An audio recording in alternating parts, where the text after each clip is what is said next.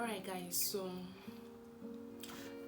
as you can see, this video is different. It wasn't planned, okay, but I was just watching a video on YouTube and I felt like making this one. And remember, these are my thoughts and I'm not forcing them on you. So you're invited to my meal. I'm eating a typical Chinese food. It's called Swantayu. Swantayu is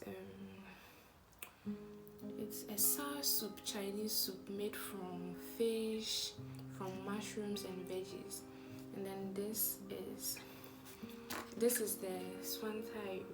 This is what it looks like.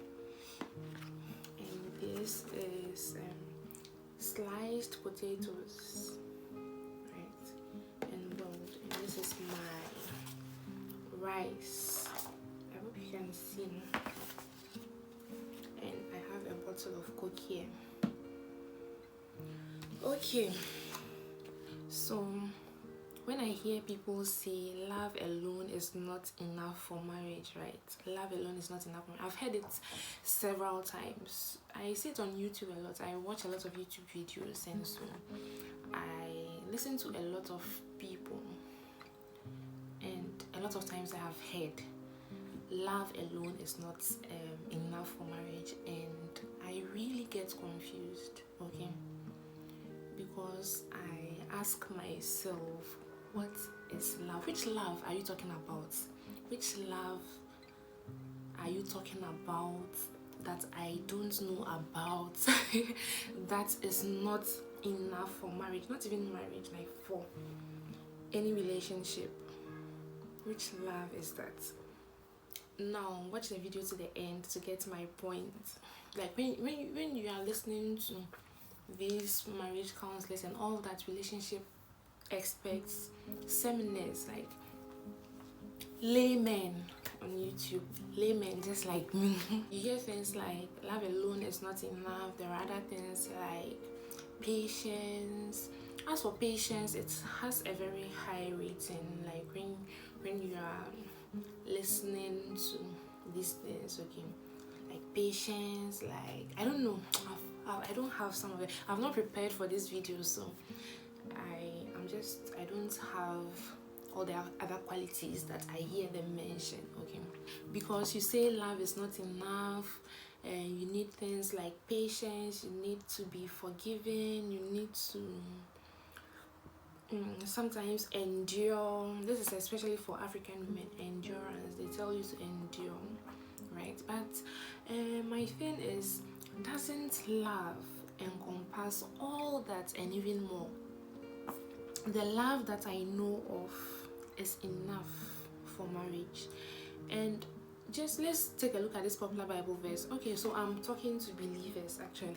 I'm talking to people who believe in Jesus Christ, who believe that the Bible is the word of God. Okay. Now let's take a look at this Bible verse that is very popular. It is read at so many marriage ceremonies, wedding ceremonies, whatever. It says 1 Corinthians 13. It says love is kind, love is patient, love endures, love does not rejoice in evil, love does not keep record of wrongs. Now you just examine all these attributes that I have mentioned, right? One by one, examine them independently, like one by one, and tell me if they are not enough. You just imagine two partners in a relationship or in marriage. Let's talk about marriage, okay?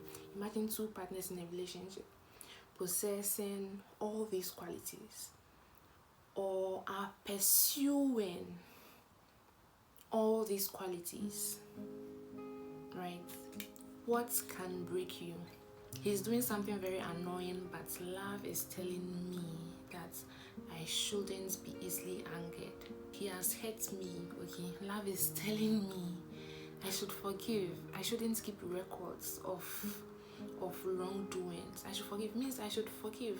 Once I forgive, I don't bring it back in the future, right? I shouldn't keep record of wrongdoing. And my partner or your partner knows that love does not rejoice in evil, and so he will not intentionally set out to hurt me. When you are down financially, in sickness, in persecution, love is telling you that it doesn't easily give up, it perseveres. So probably the word in that phrase shouldn't be love, because love is actually what marriage is all about. Love is what holds marriage together. Marriage is all about love, and it is what makes you want to do right by your partner. The fact that we don't understand love, or love has been misinterpreted, misrepresented, right, is the reason why someone can sit somewhere and say or feel like, well, I have fallen in love with someone's husband, or I have fallen in love with someone's wife, and I can't help it. You can help love. Are you sure it is love?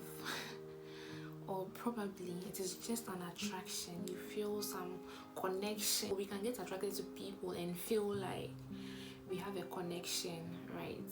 Your conversations, everything, like they're on point. You feel like you have a connection, right?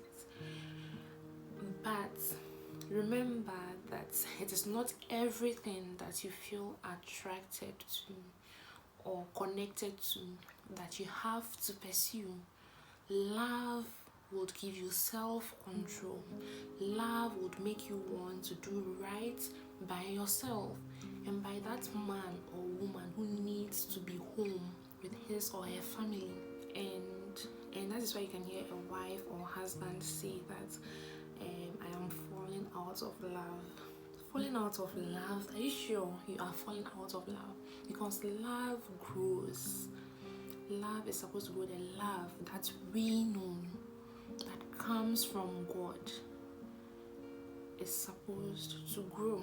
You don't fall out of it. My headache is when people go about preaching or talking about love alone is not for marriage. They should let us know what they mean by love. They should clearly define what it is. Probably they are talking about attraction, lust, there's this name, infatuation, or something else that I really can't understand. Because indeed, if it is based on attraction, if it is based on connection, if it is based on lust, all that are not enough. Love is enough. See the state of the world that we live in now, full of hatred, so many bad things, right? Just imagine if all of us were to be loving right. The rich are giving to the poor. If you are poor, you don't feel this sense of entitlement to someone else's wealth that you even have to steal. Love makes you patient. Love makes you endure. Love makes you to work hard, to persevere. So love actually encompasses all these good qualities. Love is not independent of them, or they are not independent of love. They are subsets of love. And so instead of focusing on all these theories that try to misrepresent what love is, right? Why don't we rather try to learn how to love, and to depend on God to teach us how to love the right way? Because only God is perfect, and He is love, and His love is perfect, and He is the only one who would be able to teach us how to love as he does. There is nothing else outside of love that can keep your marriage, your friendships, your relationships going. Love is enough. All other good things that come from above are in love.